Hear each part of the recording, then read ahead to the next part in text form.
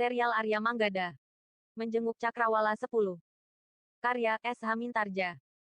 Di saat mereka harus berjuang melawan getaran suara menghentak jantung itu, mereka juga harus melawan ayunan pedang dan tombak dari para pengikut Panembahan yang berilmu sesat itu, Dalam pada itu, Ki Ajar yang tidak banyak terpengaruh oleh getaran gema suara tawa Panembahan itu, karena daya tahannya sangat tinggi, berkata, Panembahan, kau ternyata bukan seorang laki-laki sejati. Seseorang dapat saja menjadi pengikut ilmu yang benar atau seorang yang berilmu sesat, namun bersifat laki-laki sejati.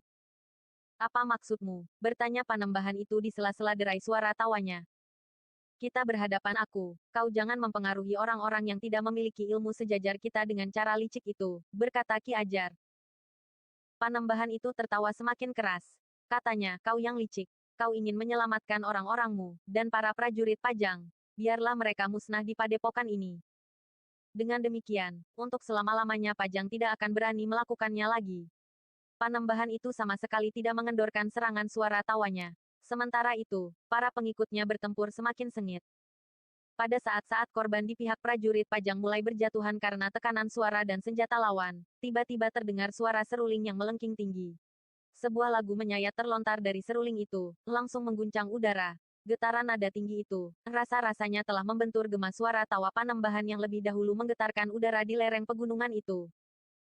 Dua jenis getaran saling membentur. Namun dengan demikian, kedua getaran itu saling menyerap, sehingga pengaruhnya semakin lama semakin kecil. Dengan demikian, prajurit Pajang, yang hampir kehilangan kemampuan perlawanannya, telah bangkit kembali. Maka pertempuran pun menjadi bergejolak kembali. Semakin lama semakin sengit. Panembahan Lepdagati mengumpat keras. Ia tidak tertawa lagi karena ia sadar bahwa hal itu tidak akan ada gunanya. Ia kemudian berpaling ke arah sumber suara seruling, yang menghentak-hentak dengan nada tinggi itu. Panembahan mengerutkan keningnya. Manggada, Laksana dan Ki Wiradadi ikut terkejut. Bahkan Ki Ajar memandanginya dengan heran. Luar biasa, desis Manggada, ternyata orang bongkok itu memiliki ilmu sangat tinggi. Sementara, Ki Ajar berkata kepada diri sendiri, sudah begitu lama ia bersamaku. Ternyata selama itu ia telah mampu meningkatkan ilmunya sampai tataran yang tertinggi, di luar pengamatanku. Agaknya di saat-saat aku berada di dalam sanggar, si bongkok menempa dirinya. Ia memang telah membawa bekal ilmu ketika datang kepadaku. Namun yang tidak aku ketahui, tingkat perkembangannya kemudian. Ki Ajar memang menganggap orang bongkok itu tidak terlalu berminat meningkatkan ilmu dasar yang telah dimilikinya. Ia pun tidak bersedia mendapat bimbingan ilmu dari Ki Ajar. Alasannya, dasar ilmu mereka memang berbeda, sehingga si bongkok harus menempuh jalan tersendiri untuk menyesuaikan dasar-dasar ilmunya. Terbukti, orang bongkok itu mampu menangkal getaran gema suara tawa Panembahan, yang memang dengan sengaja dipergunakan menyerang lawan-lawannya. Panembahan itu menjadi sangat marah. Karena itu, tangannya bergerak dengan tiba-tiba, hampir tidak dapat diikuti dengan mata wadak, juga karena demikian mendadak. Sebuah serangan telah menyambar orang bongkok yang sedang duduk di atas batu padas di lereng yang agak tinggi. Seperti yang pernah dilakukan, maka batu padas itu seakan-akan telah meledak. Tetapi orang bongkok itu tidak terlempar seperti kedua prajurit Pajang yang meniup sangkakala sebagai isyarat bagi para prajurit Pajang yang lain. Orang bongkok itu dengan tangkas telah meloncat dan berdiri di atas batu padas beberapa langkah dari tempatnya semula. Setan, kau bongkok. Panembahan itu berteriak. Apakah kau masih ingat kepadaku? Tiba-tiba saja si bongkok bertanya dengan nada tinggi. Kenapa kau belum mati? Bertanya Panembahan itu. Kenapa kau sekarang menyebut dirimu Panembahan? Semula aku kurang yakin bahwa Panembahan Lepdagati yang berilmu sesat itu adalah kau. Tetapi ternyata yang aku saksikan adalah benar. Kaulah yang menyebut dirimu Panembahan, yang ingin menjadi orang terkuat di seluruh muka bumi. Setidak-tidaknya, di atas tanah ini, berkata orang bongkok itu. Sekarang aku sudah berada di sini, berkata Panembahan itu, mau tidak mau, kau harus mengakui keberadaanku di sini sebagai penguasa yang tidak tergoyahkan. Jika kau juga berada di sini, maka kau telah menempuh satu perjalanan maut.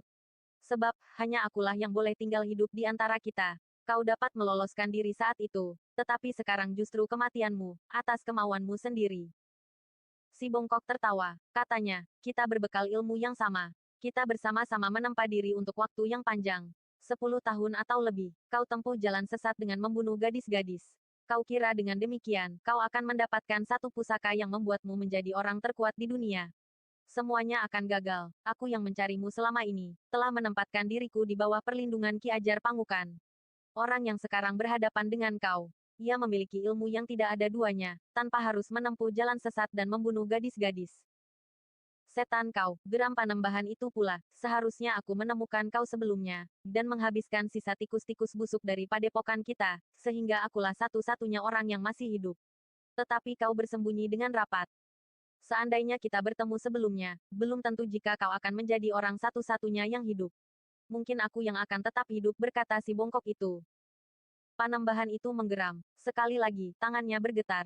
Sebuah serangan tiba-tiba telah menghantam tebing. Namun sekali lagi, si bongkok terlepas dari serangan itu. Ia telah berdiri di atas batu padas beberapa langkah dari tempat berdirinya semula. Sekali lagi, Panembahan itu mengumpat. Sementara itu, pertempuran telah berlangsung semakin sengit. Manggada, Laksana dan Kiwiradadi tidak lagi harus berjuang sendiri. Mereka kini bersama-sama dengan dua orang berilmu sangat tinggi, serta sepasukan prajurit pajang yang kuat. Karena itu, hati Kiwiradadi menjadi besar. Ia semakin berharap bahwa Yang Maha Agung akan melindungi anaknya dengan lantaran kekuatan yang sangat besar itu. Sekaligus untuk menumpas kekuatan yang beralaskan ilmu sesat. Sebenarnya lah, bahwa para prajurit pajang telah menemukan landasan yang kokoh untuk memecahkan perlawanan orang-orang berilmu sesat itu. Mereka telah berhasil memecah kekuatan para pengikut Panembahan menjadi kelompok-kelompok kecil yang terpencar. Terutama mereka yang masih berada di seberang tanggul sempit, yang telah dipecahkan oleh Panembahan itu. Dengan demikian, prajurit pajang nampaknya mulai menguasai medan.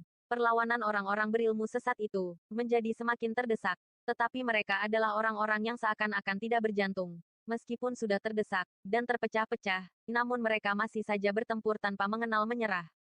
Bahkan rasa-rasanya, mereka bukan lagi orang-orang yang mengenal takut tetapi benar-benar tidak berperasaan. Orang-orang yang terluka, bahkan yang parah sekalipun, sama sekali tidak terdengar mengadu. Hanya sekali-sekali terdengar berdesis, dan menyeringai menahan sakit. Panembahan itu pun akhirnya melihat juga, bahwa orang-orangnya semakin lama menjadi semakin tidak berdaya. Sementara itu sangat mengganggu perasaannya. Karena itulah, Panembahan Lepdagati berkata lantang, kalian memang tidak mempunyai pilihan. Aku terpaksa membunuh kalian dengan caraku. Orang bongkok itu termangu-mangu. Sementara Ki Ajar, yang berdiri di hadapan Panembahan itu, berkata, Panembahan, kau sudah tidak mempunyai pilihan lain kecuali menyerah. Para prajurit pajang, dengan kekuatan besar, telah menguasai seluruh medan. Orang-orangmu telah terdesak dan terpecah-pecah. Seorang demi seorang mereka telah terbunuh dan terluka parah. Jika kau berkeras untuk bertempur terus, maka kematian akan bertambah, sehingga kaulah yang harus bertanggung jawab. Persetan, kenapa tiba-tiba saja kau menggurui aku? Sahut Panembahan itu, bersiaplah untuk mati. Kau dan orang-orangmu, jika orang-orangku ikut mati, itu adalah salah mereka sendiri. Ki Ajar termangu-mangu sejenak. Tiba-tiba saja dilihatnya Panembahan itu bergeser surut. Namun kemudian Panembahan itu telah mengambil sesuatu dari dalam kantong yang tergantung pada ikat pinggangnya yang besar. Ternyata sebuah bumbung yang agak panjang. Dengan serta-merta, Panembahan itu telah membuka tutup bumbung itu dan kemudian memutar bumbung itu di udara. Dari dalam bumbung itu, keluar asap berwarna kekuning-kuningan. Asap yang mengepul dan kemudian menghambur ke sekitarnya, semakin lama semakin meluas ke seluruh medan. Dengan cemas orang bongkok itu berteriak, tahan pernafasan kalian, sejauh dapat kalian lakukan. Serbuk racun itu dapat membunuh kalian perlahan-lahan. Sebenarnya lah, serbuk itu akan dapat membuat orang menjadi lemas. Serbuk yang berwarna kekuning-kuningan itu akan terhisap beserta tarikan nafas dan meracuni bagian dalam tubuh. Panembahan itu kemudian tertawa berkepanjangan sambil berkata, kalian tidak akan dapat menahan nafas untuk waktu yang terlalu lama. Serbuk racunku akan bekerja sehari semalam. Dalam pada itu, orang bongkok di lereng bukit itu berteriak, pergunakan kain apa saja untuk menutup hidungmu, setidak-tidaknya mengurangi racun yang masuk lewat pernafasanmu. Orang yang mendengar teriakan itu telah mempergunakan kain apa saja, kain panjangnya, ikat kepalanya, atau bajunya untuk menutupi hidung mereka. Setidak-tidaknya akan memperpanjang daya tahan mereka. Tetapi dalam pada itu, Ki Ajar tidak saja membiarkan hal itu terjadi. Ia sendiri tidak menutup hidungnya dengan apapun. Namun justru bergeser surut serta memusatkan nalar budinya. Bahkan Ki Ajar itu telah menyilangkan tangan di dadanya. Satu pertempuran ilmu yang menggetarkan. Ternyata tanpa ada mendung dan tanpa ada angin, tiba-tiba saja telah bertiup angin pusaran. Angin pusaran yang bagaikan tumbuh dari arah rumah kecil yang dihuni oleh Ki Ajar itu, dan mengalir berputaran. Asap yang kuning itu pun terhisap dan ikut berputar membumbung tinggi ke langit. Sejenak kemudian, udara di medan itu menjadi bersih kembali. Angin pusaran itu kemudian lenyap mengalir hilang. Racun yang berbahaya, berkata Ki Ajar, aku tidak dapat meniup racunmu begitu saja, karena jika racunmu itu mengalir ke hutan, maka binatang-binatang pun akan mati. Karena itu, aku harus mengangkatnya dan menebarkannya di udara yang tinggi. Dengan demikian, jika racun itu turun dalam tebaran yang luas, maka bahayanya telah susut, karena kadarnya menjadi jauh lebih kecil. Gila kau Ki Ajar, geram Panembahan yang menjadi sangat marah itu, seharusnya aku membunuhmu lebih dahulu. Ki Ajar masih akan menjawab, tetapi tiba-tiba saja Panembahan itu telah menyerangnya, sehingga keduanya terlibat dalam pertempuran yang sengit. Keduanya ternyata adalah orang-orang yang berilmu sangat tinggi. Panembahan itu berloncatan sambil menyerang dengan tenaga raksasa. Sementara Ki Ajar telah mengerahkan tenaga cadangannya, sehingga ayunan tangannya rasa-rasanya akan dapat memecahkan batu hitam. Dengan demikian, pertempuran antara kedua orang itu semakin lama menjadi semakin sengit. Keduanya mampu bergerak dengan kecepatan sangat tinggi, sehingga keduanya bagaikan beterbangan di arena pertempuran yang dahsyat itu. Orang bongkok itu masih berada di lereng yang agak tinggi. Dengan seksama, ia mengikuti pertempuran antara kedua orang tua yang semakin lama menjadi semakin seru itu. Sebagai saudara seperguruan dengan Panembahan itu, ia tahu kekuatan dan kelemahan dari Panembahan yang ternyata telah menempuh jalan sesat untuk meningkatkan ilmunya, karena ingin jadi orang terbaik di seluruh muka bumi. Tetapi ternyata, Ki Ajar mempunyai landasan ilmu luar biasa. Meskipun Panembahan itu telah mengerahkan segenap kemampuannya, ia tidak mampu mendesak apalagi mengalahkan Ki Ajar. Akhirnya, Panembahan itu merambah ilmunya yang menggetarkan. Ketika keduanya sedang bertempur dengan serunya, tiba-tiba saja Panembahan itu meloncat mengambil jarak. Dengan segera Ki Ajar menyadari apa yang akan dilakukan Panembahan itu. Karena itu, Ki Ajar pun bersiap dengan landasan ilmunya pula. Sebenarnya lah, sejenak kemudian Panembahan itu telah meluncurkan serangannya dengan mengacungkan kedua tangannya ke depan dengan telapak tangan terbuka menghadap ke arah Ki Ajar. Namun Ki Ajar sudah bersiap sepenuhnya. Dengan tanpa meloncat mengerahkan tenaga, Ki Ajar telah bergeser dari tempatnya.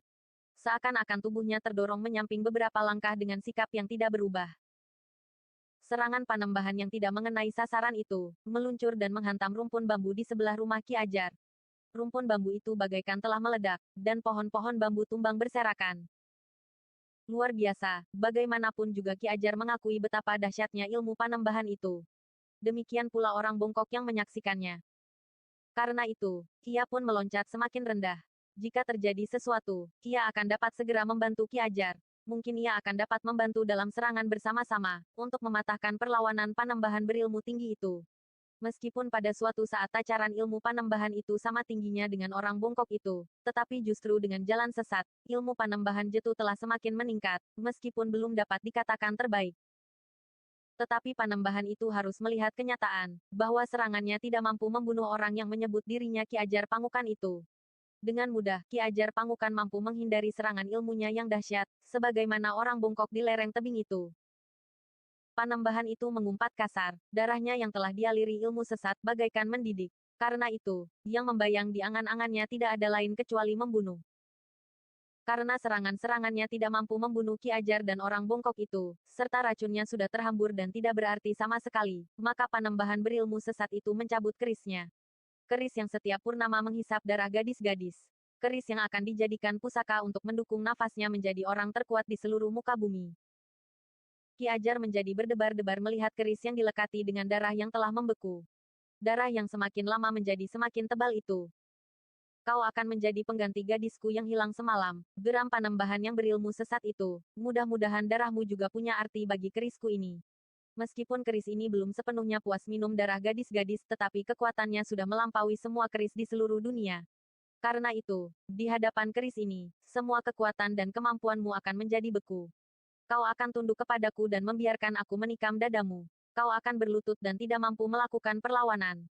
Ki Ajar termangu-mangu, ia mendengar kata-kata Panembahan itu. Suara itu rasa-rasanya melingkar-lingkar di dadanya. Sementara Panembahan itu telah mengangkat kerisnya di atas dahinya. Ki Ajar, berkata Panembahan itu, dengar kata-kataku. Tidak ada orang yang mampu melawan kerisku. Kau pun tidak, kau akan diam membeku dan membiarkan aku membunuhmu. Suara itu begitu tajam menusuk telinga Ki Ajar. Kemudian, jantungnya terasa berdebar semakin cepat. Suara itu adalah bagian dari ilmu Panembahan, yang mampu mempengaruhi dan membuat lawannya seakan-akan menjadi beku. Selangkah demi selangkah Panembahan itu mendekat dengan keris yang masih diangkat di atas dahinya. Sementara itu, pertempuran di sekitarnya menjadi semakin seru, mendekati saat-saat terakhir.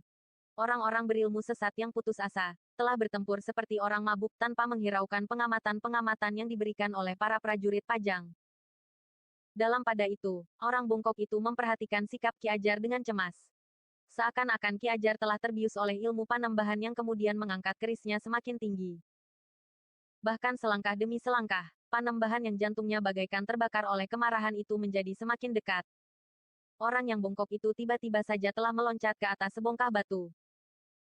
Dilekatkannya serulingnya di bibirnya. Ia tidak mempunyai cara tertentu untuk membangunkan Ki Ajar dari kebekuannya. Dengan mengguncang jantungnya, ia berharap Ki Ajar akan terbangun. Namun sebelum orang bongkok itu sempat meniup seruling, ia terkejut. Kedua orang berilmu tinggi itu ternyata telah menentukan bagian terakhir dari pertempuran itu.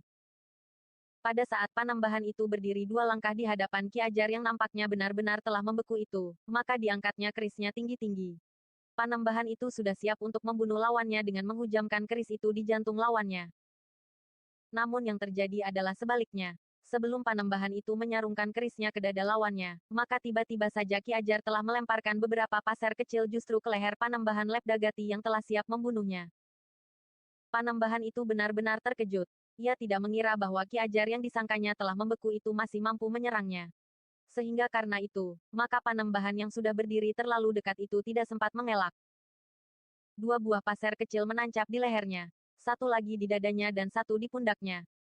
Selangkah Panembahan itu bergeser surut. Wajahnya menunjukkan kemarahan yang luar biasa. Dendam dan kebencian mewarnai sorot matanya. Kau licik Ajar gila, geram Panembahan Lepdagati itu, kau telah mencoba meracuniku. Ki Ajar itu berdiri termangu-mangu. Ia melihat Panembahan itu terhuyung-huyung beberapa langkah surut. Aku tidak mempunyai pilihan lain Panembahan, jawab Ki Ajar. Tetapi Ki Ajar itu terkejut. Dengan tangan kirinya Panembahan Lepdagati telah mencabuti pasir-pasir kecil yang memang mengandung racun itu. Sejenak Panembahan itu seakan-akan memusatkan kekuatan lahir dan batinnya. Kemudian, Panembahan Lepdagati telah menghentakkan kekuatannya.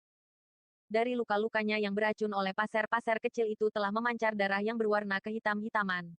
Namun kemudian darah itu telah berubah menjadi merah. Panembahan Lepdagati itu pun kemudian telah meraba daun kerisnya yang bergetar. Seakan-akan sesuatu telah mengalir dari kerisnya itu ke tubuhnya. Sejenak kemudian darah yang mengalir itu telah berhenti dengan sendirinya. Racun di dalam darahnya yang masuk lewat jarum-jarum pasir itu ternyata telah dapat dihentakkan keluar. Panembahan itu tersenyum. Katanya, usahamu yang licik itu tidak akan berarti Ki Ajar. Akan datang saatnya, aku membalasnya. Aku akan menusukmu tidak dengan pasir-pasir kecil, tetapi dengan ujung kerisku. Tetapi Ki Ajar telah menjawab, kau memang mampu memusnahkan racun itu dari dalam tubuhmu Panembahan. Tetapi sebagaimana kita ketahui, darah kita sangat terbatas. Kita tidak dapat membuat darah dalam waktu sekejap. Karena itu, sebanyak darahmu keluar, sebanyak itu pula kekuatanmu berkurang. Kau tidak dapat membuat aku beku seperti yang kau maksudkan, Panembahan. Jika aku diam, bukan berarti bahwa kekuatanmu mampu mencengkam jantungku, berkata Ki Ajar. Aku tahu, jawab Panembahan itu. Kau sengaja berdiam diri sambil menunggu aku mendekat. Itu termasuk cara licikmu untuk membunuhku. Tetapi kau pun gagal. Aku memang gagal Panembahan. Tetapi dalam keseluruhan kami berhasil. Kami telah dapat menghancurkan seluruh kekuatanmu. Kekuatan sesatmu. Sebentar lagi kau akan tahu sendiri. Sudah tentu kau tidak akan mampu melawan kami. Aku, orang bongkok yang ternyata saudara seperguguranmu meskipun kemudian kau meningkatkan ilmumu dengan cara yang sesat. Kemudian para perwira Pajang dan anak-anak muda yang baru mengasah ilmunya itu. Di samping itu, si bongkok itu mempunyai 2 ekor harimau yang akan dapat mengoyak kulitmu. Kau tidak dapat mempengaruhinya dengan ilmu sihirmu seandainya kau memiliki, karena harimau itu tidak mampu menangkap getaran yang mengganggu otaknya, jawab Ki Ajar. Persetan dengan igawanmu, jawab Panembahan itu. Namun Panembahan itu masih juga belum menyerang. Ia masih juga berkata, kau boleh percaya atau tidak percaya bahwa aku sendiri akan dapat menaklukkan kalian semuanya tanpa orang-orangku. Kau mimpi, berkata Ki Ajar. Mimpi Daradasi, jawab Panembahan Lepdagati, kau tahu artinya mimpi Daradasi. Sebagai seorang Ajar kau tentu mengetahui juga tanda-tanda mimpi Daradasi itu. Ki Ajar mengerutkan keningnya, Panembahan itu memang sudah mempersiapkan diri. Tetapi masih belum ada tanda-tanda untuk menyerang. Namun akhirnya Ki Ajar mengetahui bahwa Panembahan itu memang berusaha memperpanjang waktu. Dengan demikian, maka luka-lukanya akan benar-benar menjadi pampat. Karena itu, maka Ki Ajarlah yang kemudian bergeser mendekat sambil berkata, kita akan menguji, siapakah di antara kita yang terbaik. Kau dengan ilmu sesatmu atau aku? Panembahan Lepdagati tertawa. Ia masih akan berbicara lagi. Tetapi Ki Ajar tidak memberinya kesempatan. Dengan tangkasnya Ki Ajar pun telah menyerangnya. Iblis kau, geram Panembahan sambil mengelakkan serangan itu. Dengar, aku masih akan memberimu beberapa penjelasan. Aku tidak memerlukan penjelasan, jawab Ki Ajar. Namun ia pun telah meloncat sekali lagi menyerang Panembahan Lapdagati. Panembahan itu memang dengan mudah dapat mengelakkan serangan Ki Ajar. Namun serangan-serangan berikutnya adalah serangan kekuatan yang menggetarkan jantung. Selain kecepatannya yang sulit diimbangi, maka Ki Ajar juga mempunyai kekuatan bukan saja wadaknya, tetapi kekuatan ilmu yang luar biasa besar. Panembahan Lepdagati harus berloncatan menghindar, meskipun setiap saat pada kesempatan Panembahan itu telah mengajak berbicara. Tetapi Ki Ajar yang mengetahui maksud Panembahan itu pun justru telah menyerang semakin cepat. Akhirnya Panembahan itu terpaksa melayaninya. Ia pun bergerak semakin cepat, bahkan ketika ia tidak lagi melihat kemungkinan untuk memperpanjang waktu, maka Panembahan itu telah mengambil kesimpulan, bahwa ia harus menyelesaikan lawannya itu secepatnya, sebelum darahnya mengucur lagi dari lukanya atau justru akan menghabiskan tenaganya. Tetapi Ki Ajar ternyata mampu mengimbangi kecepatan gerak Panembahan Lepdagati, sehingga serangan-serangan Panembahan Lepdagati sama sekali tidak berhasil mengenainya. Sementara itu, Panembahan Lepdagati yang marah itu pun menjadi bimbang. Jika ia memaksa diri untuk melepaskan ilmunya, termasuk gelap ngampar, maka hentakan kekuatan ilmunya akan dapat mendorong darahnya mengalir lagi dari luka-lukanya. Sementara itu, orang bungkok itu akan dapat menangkalnya dengan suara serulingnya. Sedangkan ilmunya yang lain, ternyata tidak mampu mengikat Ki Ajar dalam kebekuan. Karena itu, maka ia telah memikirkan kemungkinan yang lain. Ia dapat menyerang Ki Ajar dari jarak jauh. Namun hal itu pun pernah dicobanya dan gagal. Bahkan orang bongkok itu pun tidak dapat dikenainya dengan ilmunya itu. Namun Panembahan itu harus berbuat sesuatu jika ia tidak mau mati kehabisan darah. Untuk beberapa saat Panembahan Lepdagati masih bertempur melawan Ki Ajar Pangukan. Keduanya saling menyerang. Namun seperti yang dicemaskan oleh Ki Ajar itu sendiri, darah di lukanya itu mulai mengalir lagi. Ia tidak sempat menutup luka-lukanya dengan kemampuan ilmunya, karena ia harus mengerahkannya untuk melawan Ki Ajar. Dalam pada itu, para pengikut Panembahan itu telah benar-benar dilumpuhkan. Beberapa orang yang seperti orang kehilangan akal telah terbunuh. Beberapa orang yang lain terluka. Namun jarang sekali di antara mereka yang menyerah. Apalagi mereka yang sudah berada pada tataran yang cukup tinggi di lingkungan Panembahan Lepdagati. Beberapa orang pengikut Panembahan Lepdagati yang memiliki ilmu yang tinggi terpaksa dihadapi oleh beberapa orang sekaligus. Dalam pada itu Manggada dan Laksana pun telah bertemu dengan dua orang putut dari padepokan raksasa yang tersembunyi itu. Untunglah keduanya telah membawa bekal yang cukup sehingga keduanya mampu bertahan untuk beberapa lama. Namun kemudian beberapa orang prajurit Pajang telah datang membantu. Dalam keadaan itu, maka Panembahan Lepdagati benar-benar telah tersudut. Orang-orangnya yang justru terpercaya sekalipun tidak mampu menghadapi para perwira dari pasukan Pajang serta para petugas sandi yang memiliki kemampuan yang mampu mengimbangi kemampuan orang-orangnya. Karena itu, maka sejenak kemudian Panembahan Lepdagati itu telah mengambil keputusan untuk sekali lagi mencoba menyerang lawannya dengan ilmunya yang dapat dilontarkannya dari jarak jauh. Tetapi ternyata Panembahan Lepdagati tidak menghadapi keadaan itu dengan dada tengadah. Ketika ia menyerang Ki Ajar dengan lontaran ilmu, serta Ki Ajar bergeser menghindar, maka dengan mengerahkan tenaga cadangan di dalam dirinya, Panembahan itu telah meloncat jauh-jauh surut. Ki Ajar terkejut. Ia sadar bahwa Panembahan Lepdagati akan menghindar dari medan. Karena itu, maka Ki Ajar pun telah melakukan hal yang sama. Dengan menghentakkan tangannya, maka sebuah serangan yang dahsyat telah meluncur ke arah Panembahan yang memang mencoba menghindar dari pertempuran. Tetapi Panembahan Lepdagati mampu mengelak. Bahkan sekali lagi ia meloncat menjauhi Ki Ajar dengan loncatan panjang. Orang bungkok yang pernah menjadi saudara seperguruan Ki Lepdagati itu pun tidak tinggal diam. Ia pun memiliki ilmu sebagaimana dimiliki oleh orang yang menyebut dirinya Panembahan Lepdagati itu. Sebagaimana dilakukan oleh Ki Lepdagati, maka orang bungkok itu pun mampu menyerangnya dari jarak jauh. Tetapi Panembahan itu masih mampu mengelakkan diri. Meskipun serangan datang dari dua orang yang memiliki alas perguruan yang berbeda, tetapi memiliki ilmu yang wujudnya hampir sama, namun Panembahan Lepdagati itu ternyata mampu melepaskan diri. Ia meloncat semakin jauh dan semakin tinggi pada tebing pebukitan yang seakan-akan menjadi dinding tempat terpencil itu. Bahkan akhirnya Panembahan Lepdagati itu telah menghilang. Orang bungkuk beserta kedua ekor harimaunya telah mencoba mengejarnya. Tetapi ketika mereka sampai ke punggung pebukitan, mereka sudah tidak melihat lagi kemana Panembahan itu melarikan diri. Orang bungkuk itu merasa kecewa sekali. Sumber malapetaka itu ternyata luput dari tangan orang-orang yang berusaha menghancurkannya. Dengan menyesal ia telah kembali menemui Ki Ajar dan beberapa perwira prajurit Pajang. Mereka pun merasa menyesal pula, bahwa buruan mereka berhasil melepaskan diri. Apa boleh buat, berkata senapati prajurit Pajang yang memimpin pasukannya datang ke tempat terpencil itu, kita sudah berusaha sejauh mungkin. Tetapi kita ternyata kehilangan jejak. Aku minta maaf, berkata Ki Ajar. Ki Ajar sudah banyak sekali membantu, jawab senapati itu. Tetapi katanya kemudian, namun sebaiknya kita memasuki padepokan induk Panembahan Lepdagati. Mudah-mudahan ia singgah ke padukuhan induk itu. Orang bungkuk itu menggeleng, katanya, tentu tidak, ia pun tahu bahwa kita tentu akan ke sana. Tetapi sebaiknya kita mencobanya. Demikianlah para prajurit Pajang telah dikumpulkan oleh senapatinya. Para pemimpin kelompok telah melaporkan keadaan orang-orangnya. Beberapa orang, korban memang telah jatuh.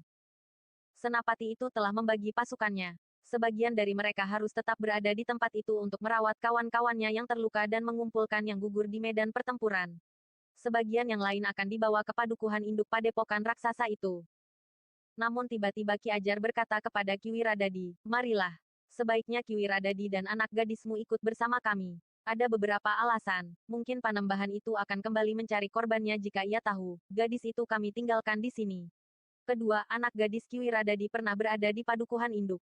Mungkin ia dapat serba sedikit menceritakan lingkungan padukuhan untuk itu, khususnya istana Panembahan Lepdagati. Ki Wiradadi mengangguk-angguk. Sementara itu, anak gadisnya pun setuju untuk ikut serta. Aku takut, berkata gadis itu. Jika orang itu kembali, maka aku akan mati di sini. Ki Wiradadi pun mengangguk-angguk. Ia pun sadar, meskipun ada kelompok prajurit yang akan tinggal di tempat itu untuk merawat kawan-kawannya. Tetapi jika Panembahan yang luput dari tangan mereka itu kembali, maka agaknya sulit bagi mereka untuk dapat melindungi anak gadis itu. Karena itu, sejenak kemudian, maka sebuah iring-iringan telah meninggalkan tempat terpencil itu. Tiba-tiba saja mereka tidak lagi melihat burung elang di udara. Demikian orang-orang padepokan itu dihancurkan serta Panembahan Lepdagati meninggalkan medan, maka sisa-sisa burung elang itu pun telah lenyap pula. Beberapa saat mereka berjalan menyusuri jalan yang sulit. Mereka kadang-kadang harus menuruni tebing yang rendah, kemudian menyusuri tanggul sempit, sehingga akhirnya mereka sampai ke tempat yang diperuntukkan bagi upacara penyerahan korban itu. Gadis itu tiba-tiba saja menjerit kecil ketika ia melihat tatanan batu di tengah-tengah padang rumput yang tidak terlalu luas itu. Ia menjadi ngeri mengingat saat ia telah terbaring di tempat itu. Hampir saja nyawanya direnggut oleh keris Panembahan Lepdagati sebagai korban yang kesekian kalinya di bawah cahaya bulan bulat. Ki Wiradadi mendekap anaknya, bisiknya, kau aman sekarang anakku. Kau lihat, orang-orang berilmu tinggi itu telah menolongmu. Bahkan sepasukan prajurit Pajang telah datang pula. Bagi para prajurit itu, tujuan utamanya adalah menghancurkan sekelompok orang beraliran sesat di sini. Adalah kebetulan sekali mereka hadir sekarang, sehingga jiwamu telah diselamatkan. Yang Maha Agung masih melindungimu. Gadis itu ternyata telah terisak. Namun Ki Wiradadi berkata, tugasmu sekarang, membalas kebaikan orang-orang berilmu tinggi itu. Tunjukkan padepokan induk itu dan apa saja yang kau lihat ada di dalamnya. Semuanya mengerikan, desis gadis itu. Tetapi kau harus melakukannya, berkata ayahnya. Gadis itu mengangguk. Ia memang menyadari apa yang sedang dialami. Karena itu, maka penalarannya memang mengatakan kepadanya, bahwa ia harus langsung melibatkan diri bukan saja bagi keselamatan dirinya, tetapi gadis-gadis lain di masa mendatang. Sesaat iring-iringan itu singgah di padukuhan yang menghadap ke padang rumput yang tidak terlalu luas itu. Mereka masih melihat beberapa macam benda upacara selain yang berserakan di dekat tempat upacara untuk menyerahkan korban itu. Kita harus menghancurkannya, berkata orang bongkok itu. Ya, desis Ki Ajar, supaya tidak menimbulkan rangsangan untuk melakukannya lagi bagi para pengikut Panembahan Lepdagati yang luput dari tangan kita. Senapati prajurit Pajang itu pun ternyata sependapat. Karena itu, maka para prajurit pun telah mengumpulkan benda-benda upacara dan dikumpulkan di atas tatanan batu yang dipergunakan untuk menyerahkan korban. Dari berjenis-jenis. Bokor dari tembaga, pakaian yang khusus yang ada di tempat penyimpanan benda-benda upacara. Rontek, umbul-umbul dan berbagai macam senjata khusus yang hanya dipakai dalam upacara, yang dikumpulkan oleh para prajurit karena benda-benda itu sebagian berserakan di padang rumput kecil itu. Kita akan membakarnya, desis senapati prajurit Pajang. Ki Ajar dan orang bongkok itu sependapat. Karena itu, maka mereka pun segera menyalakan api. Benda-benda upacara itu pun segera telah menyala termasuk beberapa buah obor yang masih lengkap dengan sumbunya serta sisa minyak yang ada di dalamnya. Ketika api menyala dengan asap yang membumbung tinggi, Manggada dan Laksana sempat berbincang dengan Ki Ajar. Dengan nada ragu Manggada bertanya, kita tidak menemukan sesosok mayat pun. Bukankah beberapa orang telah terbunuh di sini? Ki Ajar mengangguk-angguk. Katanya, agaknya ada orang-orang khusus di samping para pengikut yang bersenjata dan telah bertempur melawan kita. Tetapi tidak hanya satu dua orang yang telah terbunuh. Juga ada di antara mereka yang telah dikoyak oleh harimau Kipandi itu, berkata Laksana. Mungkin kita akan menemukan jawabnya jika kita sempat memasuki induk padepokan Panembahan Lepdagati nanti, jawab Ki Ajar. Demikianlah. Maka setelah api berkobar bagaikan menjilat langit menelan setumpuk benda-benda upacara itu, maka iring-iringan itu telah melanjutkan perjalanan, menuju ke induk padepokan raksasa yang berada di lereng gunung itu. Ketika iring-iringan itu melalui sebuah padukuhan, maka nampak padukuhan itu begitu sepi. Semua pintu rumah tertutup rapat. Tidak ada seorang pun yang nampak di halaman, apalagi di jalan-jalan. Manggada dan Laksana memang ingin tahu, apakah orang-orang padukuhan itu telah pergi mengungsi atau mereka telah melakukan sesuatu yang lain berhubungan dengan upacara yang telah dilakukan oleh Panembahan Lepdagati itu. Karena itu, tiba-tiba saja kedua orang anak muda itu telah menyelinap masuk sebuah regol halaman yang sedikit terbuka. Dengan berlari-lari kecil keduanya naik ke pendapa rumah itu dan langsung menuju ke pintu peringgitan. Apa yang akan mereka lakukan? Bertanya senapati prajurit Pajang. Ki Ajar menarik nafas panjang. Katanya, mereka ingin tahu apa saja. Agaknya mereka ingin tahu, apakah di dalam rumah yang pintunya tertutup itu ada orangnya. Senapati itu mengangguk-angguk. Katanya, agaknya aku juga akan berbuat begitu jika umurku masih semuda mereka. Namun demikian, Ki Ajar tidak meninggalkan kedua orang anak muda itu. Bersama orang bongkok itu, keduanya berhenti di luar halaman. Ternyata Manggada dan Laksana telah mengetuk pintu peringgitan keras-keras. Beberapa kali keduanya menyapa jika ada orang di dalam rumah itu. Tetapi sama sekali tidak ada jawaban, sehingga Manggada dan Laksana telah mengguncang-guncang pintu. Buka pintu atau aku akan menghancurkannya, tiba-tiba Laksana berkata lantang. Sesaat keduanya menunggu, namun ternyata ketajaman telinga mereka mampu menangkap desir lembut di dalam rumah itu. Karena itu, keduanya yakin bahwa tentu ada seseorang atau lebih di dalam rumah itu. Aku akan menghitung sampai 10, geram Laksana. Jika sampai kehitungan ke-10 pintu tidak dibuka, maka aku akan menghancurkan pintu itu. Sejenak kemudian maka Laksana pun telah mulai menghitung. Sementara itu, keduanya telah bersiap-siap untuk menghadapi segala kemungkinan yang dapat terjadi, jika ia benar-benar harus memecahkan pintu itu. Manggada pun telah bersiap. Ia yang mengenal Laksana dengan baik percaya jika hitungannya sampai 10 dan pintu itu tidak dibuka, maka ia benar-benar akan memecahkannya. Ketika hitungan sampai ke-6, dan tidak terdengar langkah mendekati pintu, Manggada jadi berdebar-debar. 7, 8, 9, masih juga tidak terdengar langkah. Pada hitungan ke-10, Laksana benar-benar melakukan apa yang dikatakannya. Dengan kekuatannya yang sangat besar, ia menendang pintu itu.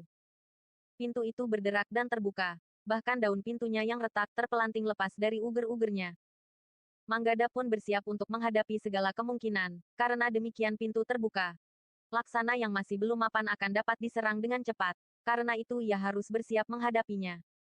Tetapi kedua anak muda itu terkejut. Mereka memang melihat beberapa orang di dalam rumah itu. Tapi tidak lebih dari seorang laki-laki tua, 3 orang perempuan dan 2 orang anak-anak yang masih remaja, menggigil ketakutan. Manggada dan Laksana saling berpandangan. Namun kemudian, Manggada bertanya, kenapa kau tidak mau membuka pintu, he? Kami takut anak-anak muda. Perang sedang berkecamuk di luar, jawab laki-laki tua itu dengan suara gemetar. Tetapi kau tahu akibatnya jika kau menolak perintah kami, berkata Laksana.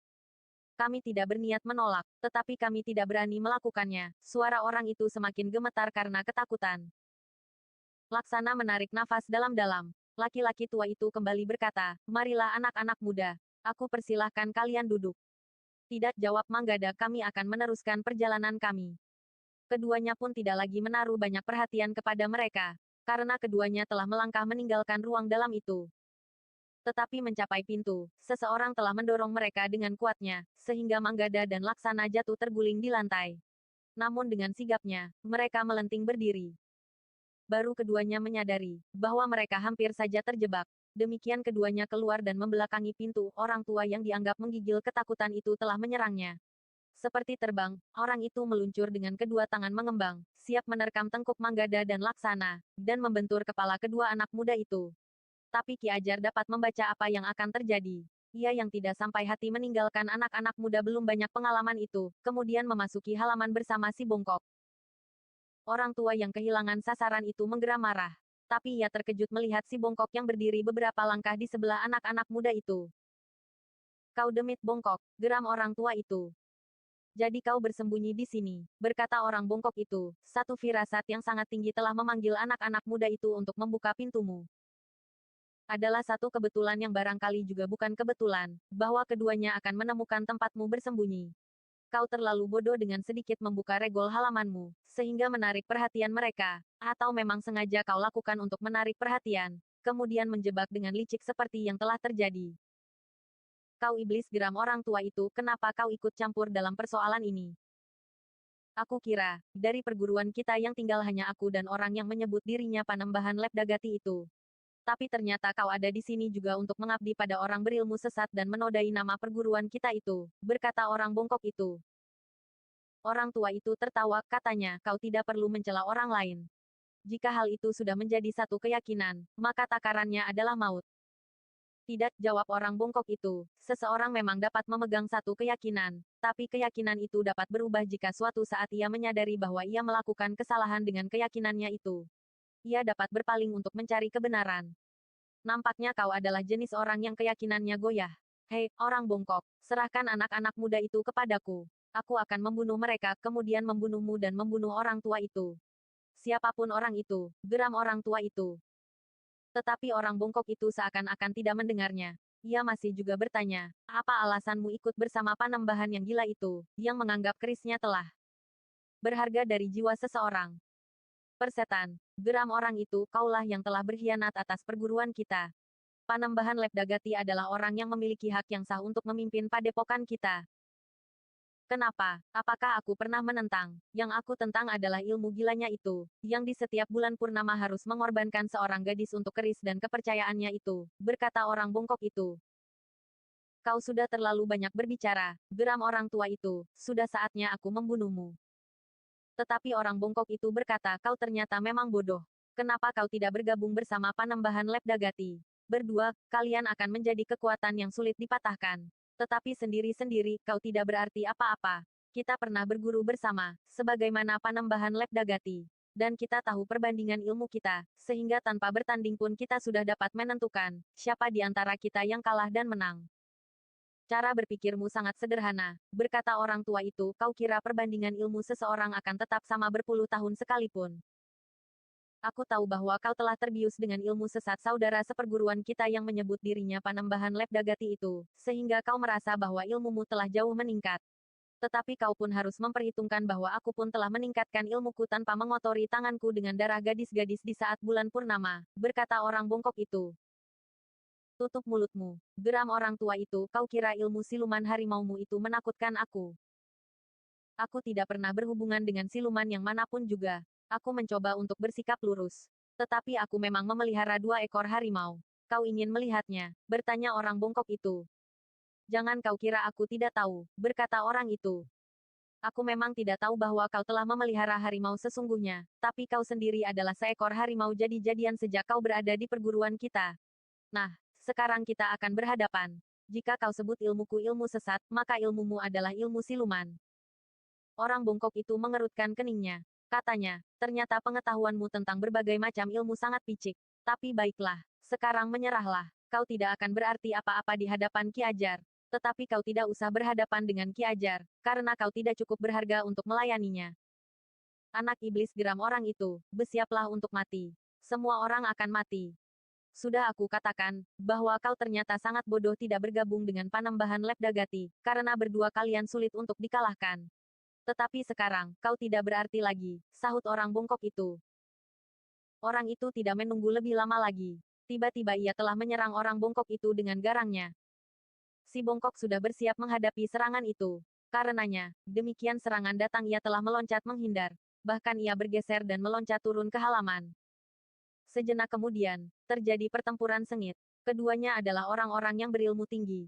Dengan meningkatkan ilmu mereka, keduanya telah bertempur semakin lama semakin cepat dan keras. Ki Ajar bersama kedua anak muda itu pun turun pula ke halaman. Melihat Manggada dan Laksana berdiri terpaku, Ki Ajar berdesis, si bongkok akan dapat mengatasinya. Tapi tiba-tiba Manggada bertanya, apakah benar Ki Pandi dapat menjelma menjadi seekor harimau, seperti yang dikatakan orang tua itu? Apakah benar ilmunya dapat disebut ilmu siluman? Oh, Ki Ajar tersenyum, sama sekali bukan. Ki Pandi itu tidak dapat menjelma menjadi seekor harimau, apalagi harimau putih sebesar kerbau.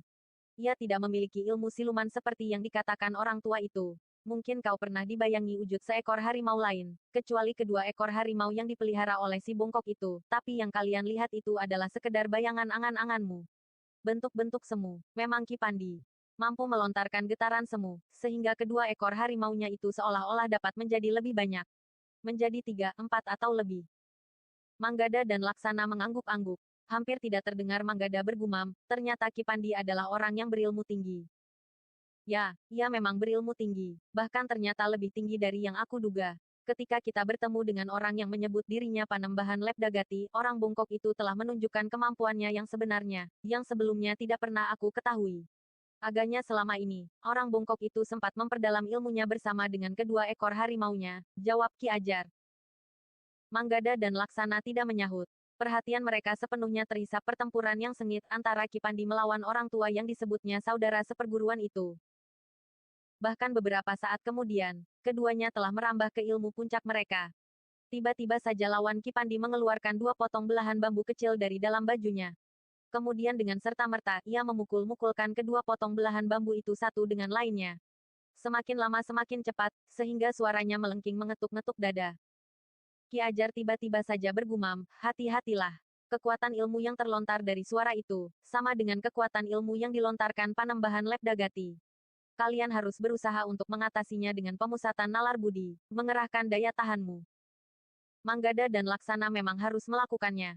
Suara kedua potong belahan bambu itu bagaikan telah menghentak-hentak jantungnya, sehingga rasa-rasanya jantung mereka akan terlepas dari tangkainya. Meskipun keduanya adalah anak-anak muda yang telah menempa diri lahir dan batin, menguasai ilmu kanuragan serta mempertinggi tenaga cadangan dalam dirinya, namun keduanya mengalami kesulitan untuk bertahan mengatasi serangan yang menyusup ke dalam bagian tubuh mereka melalui indera pendengaran itu. Meskipun keduanya telah menutup telinga rapat-rapat, tetapi suara itu masih juga menghentak-hentak isi dada mereka semakin keras. Namun sejenak kemudian, Ki Pandi telah mengambil serulingnya. Sejenak kemudian, terdengar suara mengalun dari seruling itu membentur getar udara yang menghentak-hentak oleh bunyi ketukan 2 potong belahan bambu di tangan lawannya. Keduanya ternyata memiliki ilmu yang sangat tinggi. 2 kekuatan yang ternyata seimbang, sehingga yang satu berhasil menyerap kekuatan yang lain, sehingga kedua-duanya justru seakan-akan tidak berdaya. Orang tua yang ternyata adalah saudara seperguruan Ki Pandi itu, telah menghentikan serangannya, dengan mengetuk-ketukan kedua belahan bambunya. Serangan itu dianggapnya tidak banyak berarti bagi lawannya. Demikianlah, tiba-tiba saja ia telah menyerang Ki Pandi dengan mengibaskan tangannya. Serangan yang ternyata dahsyat sekali, sebagaimana dilakukan oleh Panembahan Lepdagati. Ki Pandi yang mendapat serangan itu meloncat ke samping, secepat sambaran sinar yang seakan-akan meluncur dari telapak tangan lawannya itu. Ki Ajar pun bersiap-siap pula menghadapi kemungkinan buruk, jika lawan Ki Pandi itu tiba-tiba saja menyerangnya. Bahkan, ia pun telah bergeser dan berdiri di muka Manggada dan Laksana. Ketika beberapa kali Ki Ajar sempat melihat orang itu berpaling sekilas kepadanya, dan kedua anak muda itu, maka ia pun menjadi semakin curiga. Karena itu, ia berdesis berhati-hatilah. Orang itu dapat dengan curang menyerang kita. Namun orang itu masih juga memusatkan perhatiannya kepada Ki Pandi. Agaknya Ki Pandi kemudian tidak saja ingin berloncatan menghindar, tetapi ia pun memiliki ilmu serupa. Karena itu, Ki Pandi pun ingin segera mengakhiri pertempuran itu, apapun yang terjadi. Karena itu, ketika lawannya sekilas dilihatnya bersiap menyerangnya, Ki Pandi tidak lagi berniat untuk menghindar. Ia telah bersiap menghadapi kemungkinan yang paling buruk dengan membenturkan ilmunya yang serupa. Sebenarnya lah, sejenak kemudian saudara seperguruan Ki Pandi itu telah menyerang dengan ilmunya. Tetapi Ki Pandi sudah bertekad bulat. Karena itu yang dilakukannya kemudian adalah melontarkan serangan serupa. Sejenak kemudian, terjadi benturan dahsyat. Ilmu yang bersumber dari mata air yang sama, yang mengalami tempaan dan pengembangan untuk waktu yang lama, sehingga ilmu kedua orang itu pun telah menjadi masak. Ternyata akibatnya mengejutkan. Kedua orang itu terpental beberapa langkah. Ki Pandi jatuh terguling beberapa kali di tanah. Namun kemudian, ia sempat bangkit berdiri tegak dan bersiap menghadapi segala kemungkinan, meskipun dadanya terasa nyeri sekali. Rasa-rasanya, nafasnya menjadi sesak dan menyumbat kerongkongannya. Lawannya pun mengalami keadaan yang sama. Bahkan lawannya tidak lagi mampu bergerak setangkas Ki Pandi. Ketika ia sempat bangkit, terasa sendi-sendi tulangnya bagaikan terlepas. Untuk beberapa saat, Ki Pandi menunggu. Namun Ki Pandi masih harus berusaha mengatasi rasa sakitnya, sebagaimana lawannya. Namun agaknya, kecurigaan Ki Ajar beralasan. Dalam keadaan yang belum mantap, lawan Ki Pandi itu tiba-tiba sudah mempersiapkan serangannya. Demikian cepatnya, tidak diarahkan kepada Ki Pandi, tetapi diarahkan kepada Ki Ajar dan dua orang anak muda yang berdiri agak di belakangnya. Serangan itu ternyata datang begitu cepatnya. Namun Ki Ajar yang telah menjadi curiga sejak orang itu setiap kali memandang ke arahnya, ternyata telah bersiap pula. Meskipun ia tidak memiliki ilmu yang sama, tetapi Ki Ajar pun mampu melontarkan ilmunya pula, mirip dengan wujud dan ungkapan ilmu orang itu, meskipun sumber ilmu dan kekuatannya berbeda. Karena itu, demikian saudara seperguruan orang bongkok itu menyerangnya, ia melontarkan serangannya pula dengan sepenuh kekuatan dan kemampuan ilmunya. Sekali lagi terjadi benturan dahsyat. Bahkan Ki Pandi yang terkejut melihat serangan yang curang itu, telah melepaskan serangannya pula ke arah lawannya. Demikian tiba-tiba, didorong oleh kemarahan yang semakin membakar jantung, melihat kecurangan itu. Benturan yang dahsyat itu ternyata telah menghancurkan bagian dalam saudara seperguruan Ki Pandi yang masih dalam keadaan belum siap benar, serta tubuhnya yang masih belum mapan setelah membentur ilmu Ki Pandi. Sementara itu, kecuali keadaan Ki Ajar yang masih tegar dan utuh juga karena Ki Ajar sudah bersiap sepenuhnya untuk melontarkan segenap kemampuan ilmunya. Kecuali itu, ilmu Ki Ajar memang lebih tinggi dari ilmu orang itu. Dalam keadaan yang demikian, serangan Ki Pandi, yang meskipun dengan tiba-tiba dan tidak sempat mengerahkan segenap sisa kekuatannya, ternyata ikut menentukan. Saudara seperguruan Ki Pandi yang terlempar oleh benturan ilmu yang tidak seimbang dengan ilmu Ki Ajar itu, telah pula dikenai serangan orang bongkok itu. Karena itu, demikian orang itu terjatuh di tanah, maka ia hanya sempat menggeliat. Mati. Manggada dan Laksana yang menyaksikan pertempuran itu, menjadi berdebar-debar. Ternyata apa yang diketahuinya selama mereka berada di perguruan, baru sebagian kecil dari dunia olah kanuragan. Ketika kemudian mereka sempat menjenguk Cakrawala, maka yang dilihatnya adalah raksasa-raksasa yang belum pernah terbayangkan sebelumnya. Sejenak kemudian, keduanya masih saja termangu-mangu. Ki Ajar telah melangkah dengan tergesa-gesa mendekati orang bongkok yang nampak menjadi sangat lemah, setelah ia menghentakkan sisa tenaganya. Duduklah, berkata Ki Ajar sambil menolong orang bongkok yang terhuyung-huyung kehabisan tenaga, sehingga sulit baginya untuk mempertahankan keseimbangannya. Orang bongkok itu pun kemudian telah duduk bersila. Sementara Ki Ajar berkata, pergunakan kesempatan yang pendek ini untuk memperbaiki keadaanmu. Ki Pandi mengangguk, ia pun kemudian telah menyilangkan kedua tangannya di dada. Memusatkan nalar budi serta berusaha mengatur jalan pernafasannya. Sementara itu, Ki Ajar melangkah mendekati saudara seperguruan Ki Pandi yang terbaring diam. Manggada dan Laksana dengan ragu-ragu mendekat pula. Sementara Ki Ajar berbisik, orang ini telah mati. Kedua anak muda itu memang melihat tubuh saudara seperguruan Ki Pandi menjadi agak kehitam-hitaman. Benturan ilmu yang tidak seimbang melawan ilmu Ki Ajar, telah membuat bagian dalam tubuhnya bagaikan terbakar. Ia termasuk orang yang berilmu tinggi, desis Ki Ajar, tetapi ia tidak mempergunakan ilmunya untuk maksud-maksud yang baik. Ia telah terdampar ke dalam padepokan yang mengagungkan ilmu sesat. Manggada dan Laksana mengangguk-angguk. Mereka harus mengakui bahwa orang yang terbunuh itu memang orang berilmu tinggi, sebagaimana orang yang bongkok itu, yang ternyata di samping ilmunya yang telah disaksikannya, ia mampu membuat wujud-wujud semu. Anak-anak muda, berkata Ki Ajar kemudian, ternyata kalian telah mendapat kesempatan untuk menyaksikan dari dekat betapa kasarnya dunia olah kanuragan itu. Manggada dan Laksana bagaikan terbangun dari angan-angannya yang melambung dalam putaran pengenalannya itu, ketika Ki Ajar berkata, lihatlah, siapakah yang masih ada di dalam. Hati-hatilah. Kedua anak itu kemudian bergerak memasuki pintu rumah itu. Yang ada di ruang dalam adalah beberapa orang perempuan dan kanak-kanak yang ketakutan. Tetapi Manggada dan Laksana tidak mau terjebak di dalam rumah itu. Karena itu maka katanya, silakan semua orang keluar. Rumah ini harus dikosongkan. Orang-orang yang ada di dalam rumah itu masih gemetar ketakutan. Tetapi Laksanalah yang kemudian membentak cepat keluar. Jika tidak rumah ini akan aku bakar habis. Bagaimanapun juga, betapa mereka gemetar dan ketakutan, akhirnya perempuan-perempuan dan kanak-kanak itu keluar dari ruang dalam dan berkumpul di pendapa. Mereka terkejut ketika kemudian mengetahui bahwa orang tua yang bersembunyi di antara mereka telah terbunuh di halaman rumah itu. Orang itu sangat berbahaya, berkata Manggada. Orang itu, desis seorang perempuan. Katakan, desak Manggada, perempuan-perempuan dan kanak-kanak itu justru terdiam. Sementara Ki Ajar Pangukan telah mendekati mereka pula. Jangan takut, kami tidak akan berbuat jahat, berkata Ki Ajar. Namun seorang perempuan sambil gemetar berkata perlahan, tetapi kau bunuh orang itu. Orang itu adalah salah seorang dari mereka yang memimpin aliran sesat ini, berkata Ki Ajar. Tetapi ia tidak pernah berbuat jahat kepada kami, sahut perempuan itu. Mungkin, tetapi jika orang-orang sejahat orang itu tidak disingkirkan, maka dunia ini tidak akan menjadi tenang, jawab Ki Ajar. Perempuan-perempuan dan kanak-kanak itu terdiam. Sementara itu, Ki Ajar memberikan beberapa penjelasan kepada mereka untuk merelakan laki-laki itu pergi. Apakah laki-laki itu mempunyai sahabat dan kawan-kawan dekatnya yang tinggal di sekitar tempat ini? Bertanya Ki Ajar. Tidak seorang pun yang menjawab. Yang akan kami lakukan adalah untuk kepentingan kalian semuanya. Untuk kepentingan seluruh padukuhan, bahkan kepentingan seluruh daerah seberang hutan Jati Malang, berkata Ki Ajar. Perempuan-perempuan itu saling berpandangan. Namun kemudian seorang di antara mereka berkata, ia bukan penduduk padukuhan ini. Ia datang dari padepokan induk dan tinggal di sini untuk bersembunyi. Apakah kau kenal orang itu sebelumnya? Bertanya Ki Ajar. Kami belum mengenalnya, tetapi kami pernah melihatnya. Namun selama ia berada di sini, ia tidak menunjukkan sikap jahatnya, berkata perempuan-perempuan itu.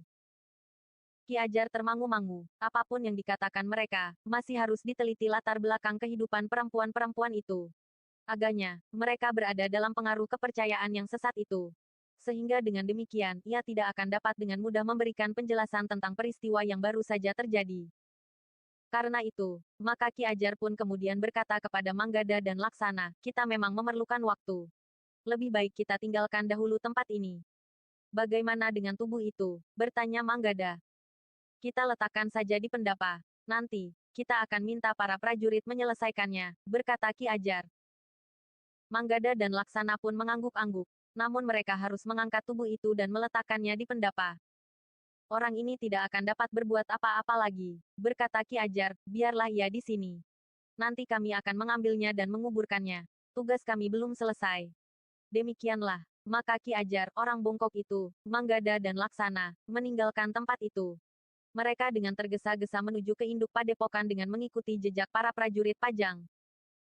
Namun ketika mereka sampai ke padukuhan induk, tempat itu telah bersih. Tidak terjadi pertempuran dan tidak terjadi kekerasan. Agaknya para penghuni padepokan induk itu sempat melarikan diri.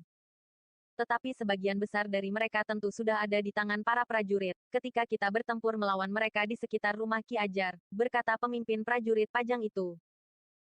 Ki Ajar mengangguk-angguk, katanya kemudian, bagaimana dengan padepokan induk ini? Kita tentu tidak menghendaki lambang kehadiran kepercayaan yang sesat ini. Pemimpin prajurit Pajang itu pun mengangguk-angguk. Katanya, kita akan menghancurkannya, sebagaimana kita menghancurkan tempat dan peralatan upacara itu. Ki Ajar mengangguk-angguk. Katanya, aku sependapat, padepokan induk ini harus dihancurkan. Di dalam padepokan ini, masih juga terdapat alat-alat upacara dari kepercayaan sesat itu. Sanggar dan beberapa macam kelengkapannya.